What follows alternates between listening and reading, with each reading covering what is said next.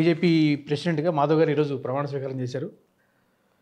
చేసి ఈరోజు ఏదో ర్యాలీలో వెళ్తూ విశ్వనాథ్ సత్యనారాయణ గారికి ఒక దండేశారు లెనిన్ సెంటర్లో. ఇమీడియట్గా వీళ్ళకి తెలిసింది అదే కదా, బీజేపీ వాళ్ళ పేర్లు మార్చడం. ఈ లెనిన్ సెంటర్ని సత్యనారాయణ గారి పేరు పెట్టాలి అని చెప్పి ఒక ప్రకటన చేశారు. ఆ తర్వాత మేము కూటమితో కలుపుకొని ఎలా ముందుకు వెళ్ళాలనేది మేము చేస్తామని చెప్పారు. అంటే ఇప్పుడు దాకా కలిసి లేరు అంటే ఇక ముందు ఆయన ఆధ్వర్యంలో ఇంతకుముందు ప్రదేశ్ బ్యాచే కదా. ఒరిజినల్ బీజేపీ పందా ఎలా ఉంటుంది అన్నది మాధవ్ గారి మాటల్లో మర్మం.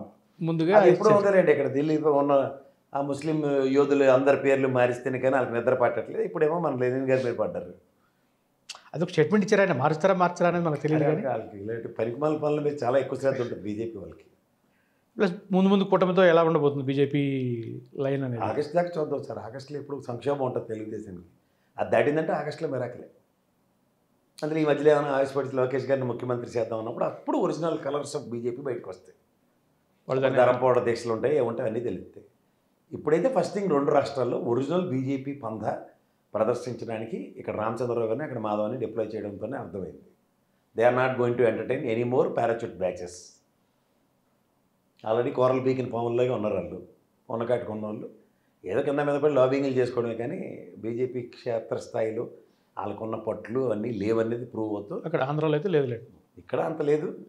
ఆ వైబ్రేషన్స్ అన్నింటినీ ఎక్కడికక్కడ నిలువరిస్తూ ఇప్పుడు ఒరిజినల్ మాధవ్ గారి స్టైల్లో ఆ నాన్నగారు చలపతిరావు గారు ఆయన ఆధ్వర్యంలో బీజేపీకి మొదటి అధ్యక్షుడు ఉమ్మడి రాష్ట్రంలో.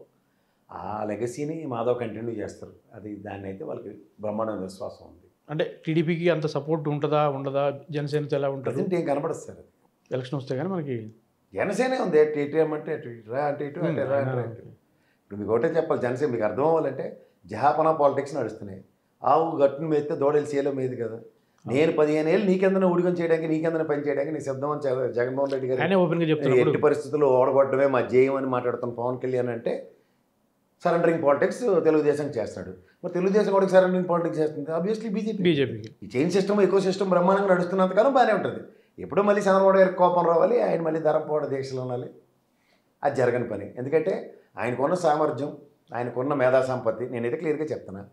ఆయన ఒక ఆర్థికవేత్తగా ఇవాళ Vizag railway zone KK line లేకుండా రూపాయి ఆదాయం లేకుండా ఓ డమ్మీ పుతిలీని ఇస్తే ఒప్పుకున్నాడంటేనే సరెండరింగ్ పాలిటిక్స్.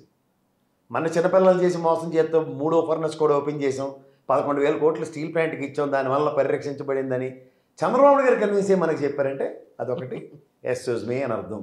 సో మూడోది పోలవరంకి తిరగబెట్టేస్తాం మరగబెట్టేస్తాం అని చెప్తున్న కేంద్ర ప్రభుత్వం నుంచి ఈ రోజుకి కూడా ఏం జరుగుతుందని దాని మీద ఏమీ కార్యాచరణ లేకుండా 1,70,000 కోట్ల అప్పు ఇప్పటికి పూర్ణకుంభం ఉండి ఒక్క ఇన్ఫ్రాస్ట్రక్చర్ మీద ఒక్క అడుగు ఈ సంవత్సర కాలంలో పడకుండా కేవలం జగన్మోహన్ రెడ్డి మీద ఆడిపోసుకుంటూ కాలక్షేపం చేస్తున్న ఈ ప్రభుత్వానికి చంద్రబాబు గారి అధ్యక్షుడు, చంద్రబాబు గారి నాయకత్వం అని చెప్తే ఇంకంతకన్నా పెద్ద కామెడీ ఉండదు.